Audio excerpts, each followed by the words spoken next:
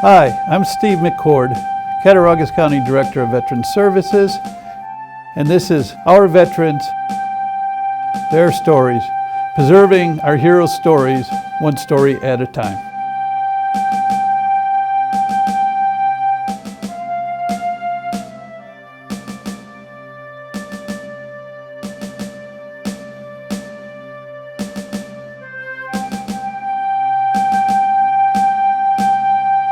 I had to go to Buffalo to get some things, then Fort Devens, Massachusetts, on to Fort Eustis, Virginia, where I received my basic and my training to then receive my orders to go overseas.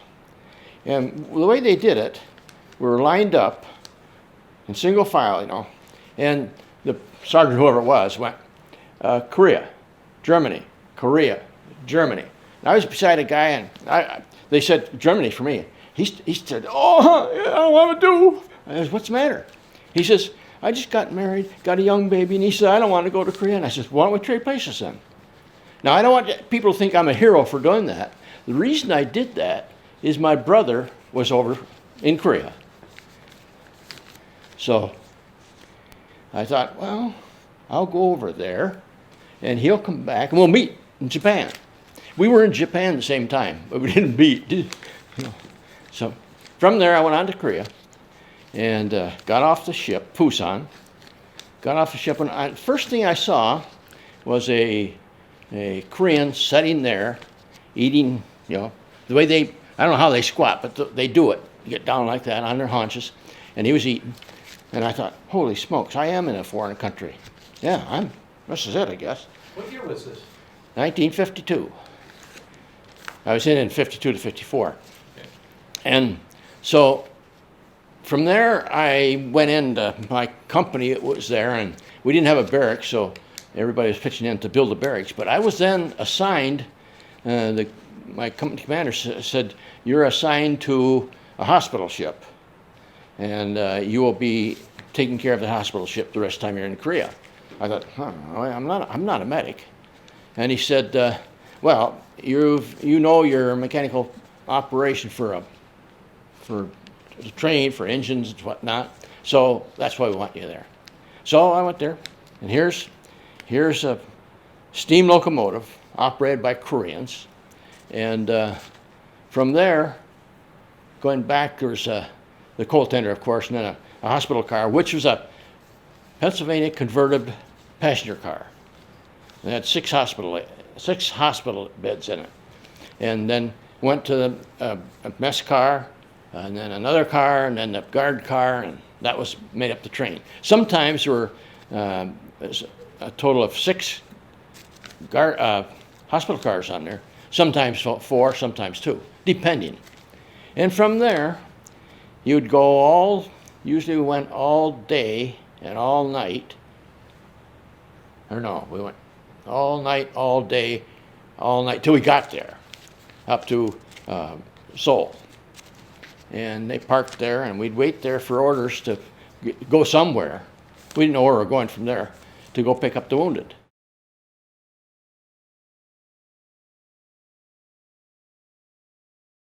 Korea's pretty mountainous, and on the railroad, you'd be going along, and of course, the mountains, there'd be a tunnel through the mountain.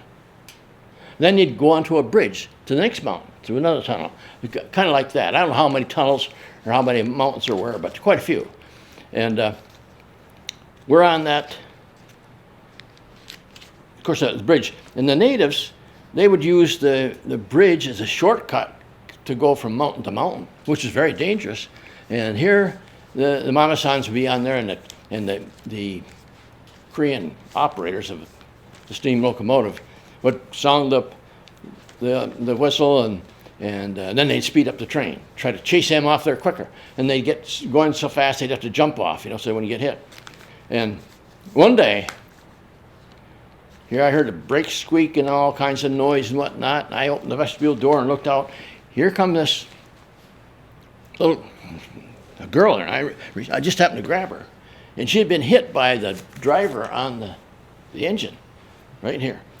And Holy smokes.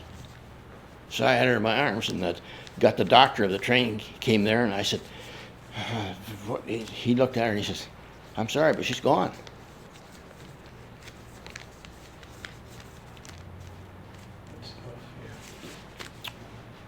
But not good. Didn't.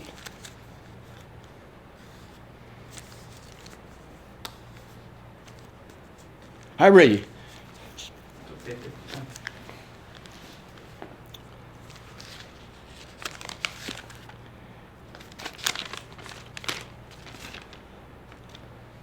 I really didn't want to remember that, but it's there.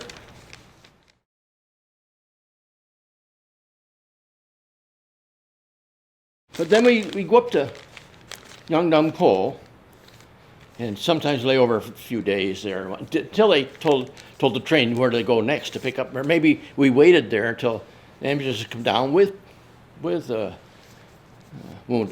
Right. And there's a little club there called the Young Dung Pole Club. We go in there to have beer. So I went in there one day, sat down and have a beer, and I looked over and I said, who is that? And I said, excuse me, sir, but do I know you? Maybe you do. My name's Eddie Fisher. Oh, okay. So, but he didn't sing for me.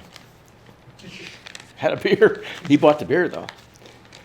And so, just a little tidbit from there. And then also, my mother wrote me a letter and said that this gentleman that I was in the service with, he was in the Navy.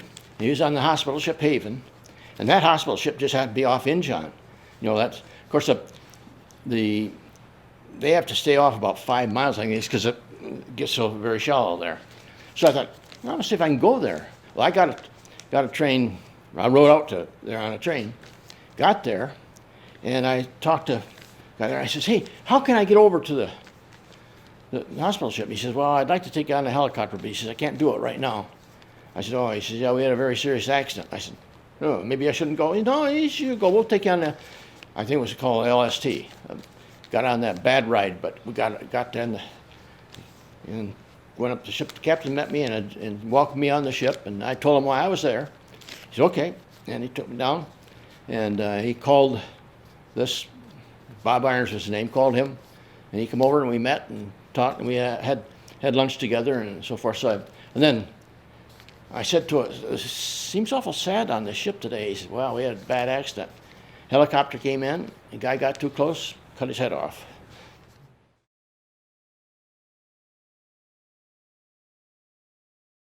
There's a doctor and a nurse to take care of the patients as they come on. And they were in the medical corps, and I was in the transportation corps. And I had something on my arm here. Doctor said, let me look at your arm. Holy smokes. He said, what I'm going to do, you wait right there. So I did. And went on for a while. He come back and he says, okay, here's what your orders are. You go, talk to no one, don't get near anyone. You go right down the street, and you'll come to a aid station there, hospital. And they're expecting you. You walk in. So I walked in, and boy, as soon as I got there, I threw a wrap over me and on. What's going on here? What is this?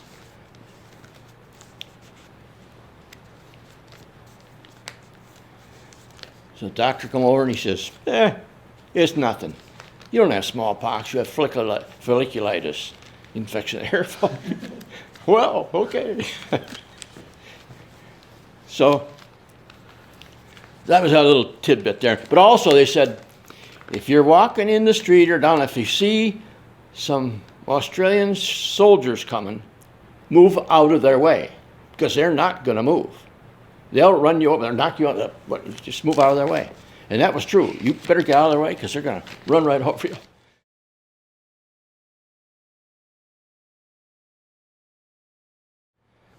We had to go way up to the front lines. And there they backed the train in when we go up there, so we get out of there quick. and mortar rounds are coming in around there, you know. That's not a good place to be.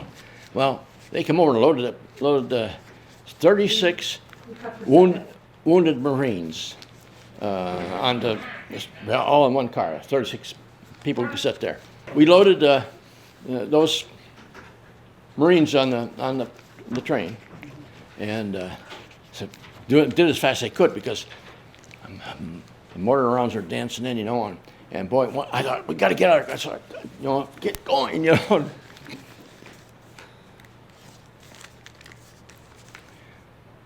So we got moving just as a mortar round hit behind where we were. We went down there, and oh boy, we were out of here. So we got down. So anyway, we were going down there, and part of my job was to make sure the train got where it was going, mechanically speaking, you know. So I'd walk through the cars and check things out, you know. And I walked through this car, and here's all these Marines. Missing arms, missing legs. Terrible. And they looked, you know, they're very sober looking, obviously. And I thought, got through the car. I thought, this is terrible. This is terrible. I thought, what can I do? What should I do? I turned around, went back. Here's a Marine sitting on a bed there. Leg gone. I looked over and I said, hey, what size are those shoes? He had some brand new boots there. He said, they're size 10s. I said, gee, that's my size. You take them. You can have them. I won't eat them. I said, wait a minute. The end result was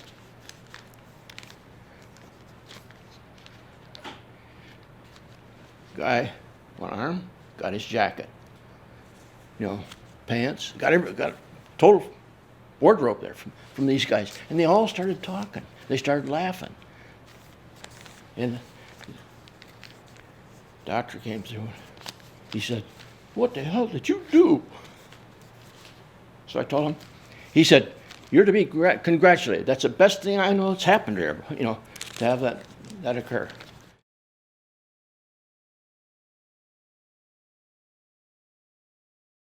And then we left, come home, got on a ship, 17 days back getting out of there, and come into Seattle. And I thought, there'll be bands and whatnot out there. Well, sure there was.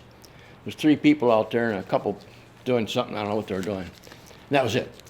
Jumped on a plane, went to Fort Meade, Maryland, and well, you know, I'm back in the States. Didn't make a bit of difference. They treated you like I don't know what. But captain came to me and he says, we'd like to have you re-enlist. I said, well, why is that? Well, we need guys of your experience and what you're doing. We're going to give you a promotion. As soon as you re-enlist, we give you a promotion. I said, why don't you give me before I re-enlist? Well, we can't do that. You've got to wait till you re-enlist. I said, well, I'm not going to re-enlist. And he got really mad at me, and he says, in that closet, he says, there's a thing to polish the floor. Get that out and polish this floor. I said, well, that's my promotion. So I got all done with that. But anyway, then he said, next day, he says, you come in here the next day at a certain time, about 4 o'clock in the afternoon, whatever time it was. So I went in and he said, sign these papers. I said, what is it? Sign the papers. I said, what is it? That's your discharge. Sign your... So I said, he said, okay, take the papers, you can leave. I said, what do you mean? You can leave. You're out of the service now. You're no longer a member of the U.S. government. You're out of the service now. Oh, all right. So I walked out the front door. There's no taxi, no bus, no nothing. Where do I go? Walked out the sidewalk to this little side street. Walked down the side street. Gee, I don't even know where I'm going. And got on the main road there, and I start walking down the main road. The car stopped to the door, and he says, did you just get discharged from there? I said, I did. He says, yeah, I could tell. He said, jump in, I'll take you where you need to go. So he took me downtown so I could get a plane so I could fly home. But then, when I got home, nobody wanted to know that you were home or that you had been in the service. Nobody wanted to talk about it. It was pretty disgraceful, I thought, that they, here if you did what you were ordered to do, and treated like this. So I never wore my uniform, never said anything about it from 1954 until about, must have been 2000 something anyway, when this representative from Pennsylvania called us, all the Korean War veterans, to go to University of Bradford to be honored. And boy, oh boy, it's unbelievable. Got a big award, put on a ribbon, and just unbelievable. I thought, holy smokes, gosh. So I was thoroughly upset with the way I was treated, and I thought to myself, if all veterans are treated this way, no wonder they get so upset. So that's kind of my emotional story of my time there.